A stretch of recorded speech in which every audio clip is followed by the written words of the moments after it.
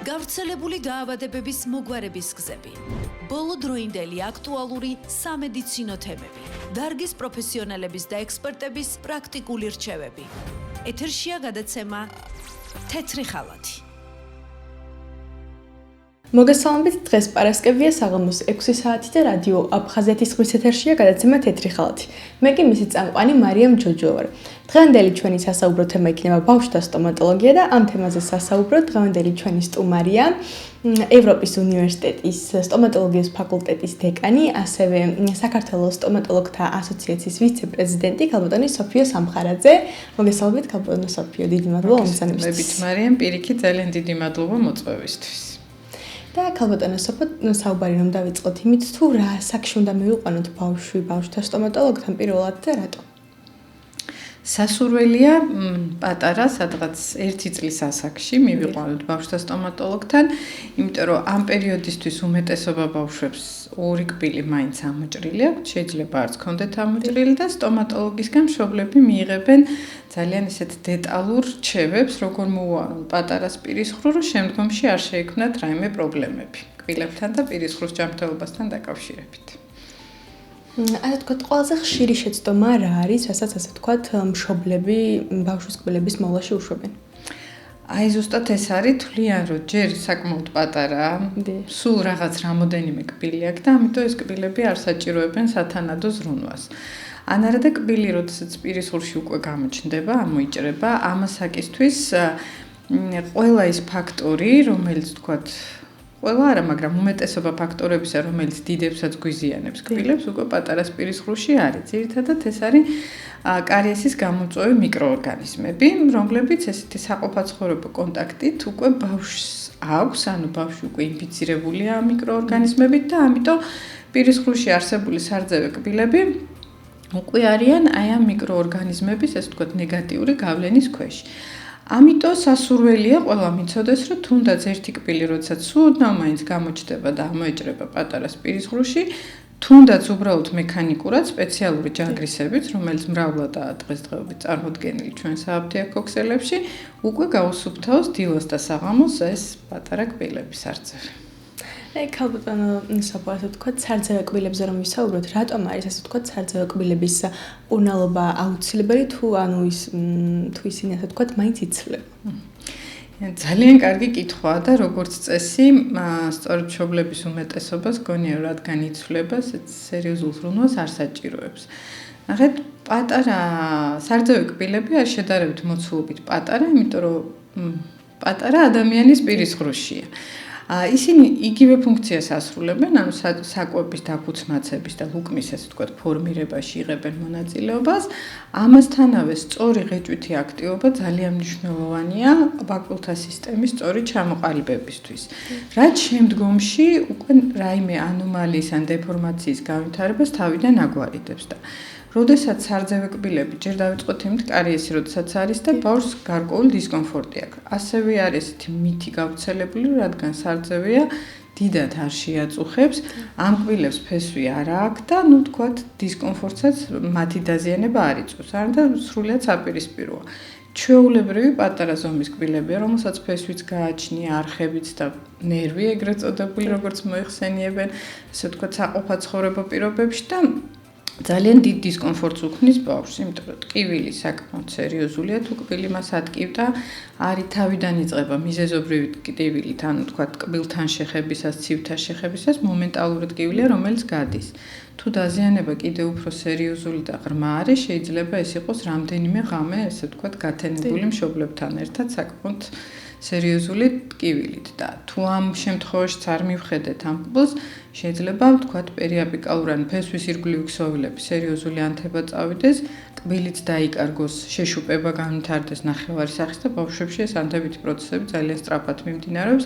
აღარ მაქვს საუბარი, რომ ვთქვათ შეიძლება ყვასახის ქირურგთანაც მოხდეს ბავშვთა ყვასახის ქირურგთან, რაც სერიოზული ჩარევის, ასე ვთქვათ, წინაპირობაა და ნაადრევად დაკარგული სარძევე კბილი კიდე ასევე ბევრ პრობლემას იწვევს, იმიტომ რომ იცვლება დარჩენილი კბილების დგომა, მდებარეობა, მუდმივები სადღაც 5 წლის ასაკში, 5.5 წლის ასაკში ამოჭრას, როდესაც იწყებენ, გადაადგილება ხდება არასწორად, უკვე არსებული სარძევი კბილების და მუდმივით ცოტა უფრო წინ იკავებს ადგილს, ვიდრე უნდა ამოჭრილიყო და ეს შემდგომში გვიქმნის სერიოზულ თანკბილის პრობლემებს, ანუ ამ მჭიდრო დგომას, ანუ ბევრი ანომალია შეიძლება განვითარდეს, რაც თავისთავად თანკბილოს ანომალია კიდევ უფრო ართულებს სწორ ჰიგიენას, კბილების კარგ მოვლას და თქვათ იგივე კარიესის რისკსაც ზრდის. აი, როდის და როგორ უნდა დაიწყოს ქალბატონო სოფო, ასე ვთქვათ, მშობელმა ბავშვის კბილის წმენდა? როგორც უკვე გითხარით, აი ამოიჭრება თუ არა თუნდაც ერთი კბილის წმენდის დაწყება სასურველია. ასევე ძალიან მნიშვნელოვანია თუნდაც ამასაკიდან ამ ჩვევის ჩამოყალიბება, იმიტომ რომ სადღაც 6-8 თვისაა პატარა და აი ამ პერიოდიდან რომ ყოველთვის იცის რომ დილას და საღამოს მას რაღაცას პირში უსუფთავებენ, არანაირი პროტესტის შეგრძნება არ აქვს. მაშინ როდესაც თუ ამას ჩვენ მოგვიანებით ასაკში დავიწყებთ უკვე პრობლემების გაჩენის შემდეგ, თუნდაც ჩვევის ჩამოყალიბების დროსაც მშობლები ძალიან ბევრ წინააღმდეგობას ხვდებიან, რომ რასაც ბავშვი მიჩვეული არა განსაკუთრებით ძილის წინ ბოლო კვების მიღების დროს კიდე პლუს რაღაცა ჩარევა რო გინდა მის პირისყრუში ძალიან რთულია.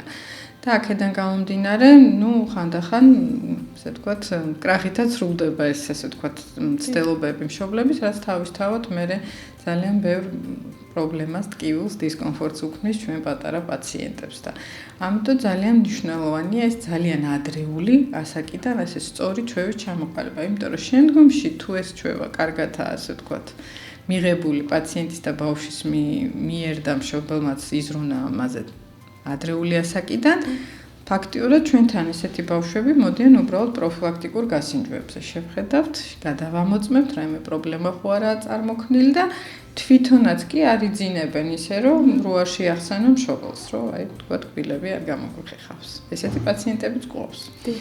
აი ტკბილეულის გავლენაზეც რომ ვისაუბროთ, რა გავლენა აქვს ტკბილს ბავშვის კბილის ჩამქრალობაზე? ეცით როგორ აი მე ვახსენე დასაწყისში რომ მიკროორგანიზმები არის ჩვენს პირისყრუში, ეს ყველამ ვიცით და როგორც ჩვენ მოვიხმართ ამ ნახშირწყლებს, ასევე ნახშირწყალი არის ერთ-ერთი, ასე ვთქვათ, ნუტრიენტი, რომლის ფერმენტაცია იწყება პირისყრუში. დანარჩენების იწყება, თქვათ, კუჭ-ნაწლავის სისტემის სხვა უბნებში. ამიტომ გარკვეულწილად ნახშირწყლების დაშლა ფერმენტაცია, რადგან პირისყრუში იწყება, ეს მიკროორგანიზმები ძალიან მარტივად ითვისებენ ნაწილობრივ, ასე ვთქვათ, ფერმენტირებულ ნახშირწყლებს. თვითონ როდესაც მოიხმარენ როგორც ენერგიის წყაროს და საკვებ პროდუქტს, გამოყოფენ მჟავე პროდუქტებს, როგორც ასე ვთქვათ. და ეს მჟავა სწორედ კბილის მაგარი ქსოვილებიდან იწვევს მინერალების გამორეცხვას. აქედან გამომდინარე, რაც უფრო დიდი ოდენობით იქნება ნახშირწყალი მოხმარებული და რაც უფრო დიდი სიხშირით, აი ესეთი ინტენსივობით, თავისთავად მუდმივად ამ მჟავე პროდუქტების გავლენის ქვეშ იქნება ჩვენი მინანქარი და ჩვენი პატარას მინანქარი. შესაბამისად, იქნება ძალიან მაღალი რისკი კარიესის განვითარების. ნებისმიერი საკვების მიღების დროს ეს პროცესი, ასე ვთქვათ, მჟავაი წარმოქმნილი პროცესი პირისყრუში ხდება. მაგრამ განსაკუთრებით აქტიურია თუ ნახშირწყლებით დატვირთულ საკვებს ვიღებთ, ანუ ტკბილ საკვებს და რაც უფრო დიდხანს ყოლდება ის პირისყრუში, ეს კიდევ უფრო უარესია. ანუ ჩვენი რჩევა ხოლმე სტომატოლოგების, რომ რა თქმა უნდა ტკბილეული არც ერთი არაა ესეთი სასურველი და გამაჯანსაღებელი, მაგრამ თქვათ, ერთი საწუწნი კამფეტის მირთმევა ჯობია რაღაცა ერთი პატარა ფილა შოკოლადი მიირთვას ბავშვმა, იმიტომ რომ დაყოვნების ხარისხი სხვადასხვა პირისყრუში. აი, კარიესზე რო გადავიდეთ ქალბატონო სოფო, როგორ უნდა ამოვიცნოთ ბავშვებში კარიესი ადრეულ ეტაპზე და რამდენად ხშირად უნდა მოხდეს მათი შემოწმება სტომატოლოგების მიერ? სხვა შორის საკმაოდ ისეთი რთული პრობლემაა. ნახეთ, ბავშვთა ასაკი ისევე როგორც დიდებით, აუცილებელია სტომატოლოგთან ვიზიტები იყოს 6 თვეში ერთხელ და ეს ვიზიტიც ასე კბილის ხეხვის მისი არ იყოს, ჩვევის არ იყოს, როდესაც უბრალოდ ეგრეთ წოდებულ ჩეკაპებზე მიყვავს ბავშვის სტომატოლოგთან, მას შიშიც არ აქვს, იმიტომ რომ უბრალოდ ვიღაცა ათვარიელებს, რაღაცა საინტერესო პასტებით პირისყრუს უსუფთავებს და მერე დადებითი ემოციებით, საჩუქრებით და ბევრი პოზიტივით ბრუნდება. ამიტომ ეს შიში არ აქვს ხოლმე და თან ძალიან მნიშვნელოვანია ამასთან ერთად გავითვალისწინოთ ის ფაქტიც, რომ 6 თვეში ერთხელ სიარულის დროს სტომატოლოგს შეუძლია ძალიან მცირე დაზიანება ძალიან მარტივად ამოიცნოს. რასაც მშობელი, აი უკვე მშობელი რო ამჩნევს, რომ კბილი დაზიანებული, ეს კბილისთვის ძალიან მასშტაბური დაზიანება. ერთადერთი რასაც ამდენი წლის პრაქტიკის შემდეგ მშობლები ძალიან მარტივად ამჩნევენ, ეს არის ბავშვთა ადრეული კარიესი, რომელიც საკმაოდ სერიოზული პრობლემაა დღესდღეობით საქართველოში. და ნახეთ, აი თვითონ ესე ყვებიან, რომ ჩვეულებრივი კბილები ამოეჭრა. რამდენიმე თვეში შევამჩნიე, რაღაცა ძალიან გათეთრდა, ცარცისებური გახდა და მერე თითქოს დაიწყო ჩამოფცქნა აი მინანქარმა და ქსოვილებმა. აი ამას ხო ჩვენს ყველა მშობელი ძალიან დეტალურად აღწერს, იმიტომ რომ როდესაც პატარა ყავთ სახლში, ყველა დეტალს უგვირდებიან.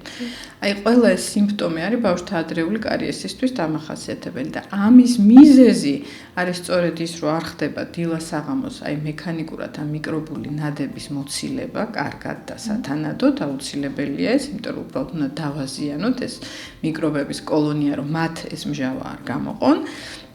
და პლუს ძალიან ხშირი წახემსებები ასევე. ესეთი ბავშვთა ადრეული კარიესი აქვთ ბავშვებს იმ უმეტესობას, რომლებიც მუდმივად რაღაცას, ასე ვთქვათ, სმუსნაობენ, ესე რომ ვთქვათ, ანუ რაღაცა აქვთ მუდმივად პირისყრუში. არ არის აუცილებელი მაინც და მაინც ტკბილი იყოს, მაგრამ თუნდაც ნებისმიერ ჩვენი აზრით ჯანსაღი საკვები, რომელიც სულ მუდმივადაა პირისყრუში, ესეც აზიანებს და ზუსტად ამ მჟავადუტოვანი ბალანსის დარღვევის გამო ძალიან მარტივად ხდება ბავშვთა ადრეული კარიესის განვითარება. და ბოლოს ქალბატონო სოფო ევროპის უნივერსიტეტის სტომატოლოგიური კლინიკა უდენზე რომ გვესაუბროთ ბავშვთა სტომატოლოგიის კუთხით. ასევე რა დამატებით სერვისებს გვთავაზობს უდენტი და დაინტერესებულ პირებს როგორ შეუძლიათ, ასე ვთქვათ, მიმართონ უდენტს. ძალიან დიდი მადლობა ამ შეკითხვისთვის, იმიტომ რომ ძალიან ვზრუნავთ ევროპის უნივერსიტეტის სტომატოლოგიურ კლინიკა უდენში ჩვენი პატარების ჯანსაღ ღიმილზე. რა თქმა უნდა, ნებისმიერი სპექტრის, როგორც პროფილაქტიკური, ასევე სამკურნალო ჩარევა შეიძლება განხორციელდეს. ეს არის ვთქვათ, ვიზიტების დაგეგმვა ბავშვთა ექიმთან, შემდგომში თუ რაიმე პრობლემა, იგივე კარიესის მკურნალობა, ან უფრო ვთქვათ, ღრმა დაზიანებების, რასაც ჩვენ ენდოდონტიურ დაზიანებას ვეძახით, ანუ არხების დაბჟენა. თუ საჭიროა კბილის ექსტრაქციაც, იმედია მხოლოდ ფიზიოლოგიური ცვლის პერიოდში და არა რაიმე გამწვევების ფონზე. ასევე ყავს ძალიან კარგი ორთოდონტები, რომლებიც იზრუნებენ ბავშვების, ასე ვთქვათ, ყბაკულთა სისტემის ჰარმონიულ განვითარებაზე და თუ რაიმე დარღვევა ამ დარღვევის დროულ აღმოფხვრაზე და ასე ვთქვათ, ჰარმონიული ღიმილის ფორმირებაზე. ანუ ნებისმიერი მიმართულებით ჩვენ ვცდილობთ, რომ აი პატარა მოსახლეობას პირველ რიგში შეუნარჩუნოთ საკუთარი ჯანმრთელი კბილები და შემდგომში თუ რაიმე პრობლემა, ანომალია ან დაავადება, ამ დაავადების ნებისმიერი მიმართულებით, ასე ვთქვათ, მკურნალობა ჩატარდეს როგორც თერაპიული, ასევე ქირურგიული და ასევე ორთოდონტიული ჩარევებიც. დიდი მადლობა ქალბატონო სოფო თქვენ მობრძანებისთვის. ძალიან დიდი მადლობა კიდევ ერთხელ მოწვევისთვის, მარია. ამით ჩვენი გადაცემა დასრულებულია, შევხვდებით შემდეგ პარასკევს საღამოს 6 საათზე. გავრცელებული დაავადებების მოგვარების გზები, ბოლო დროინდელი აქტუალური სამედიცინო თემები, დარგის პროფესიონალების და ექსპერტების პრაქტიკული რჩევები. ეთერშია გადაცემა თეთრი ხალათი.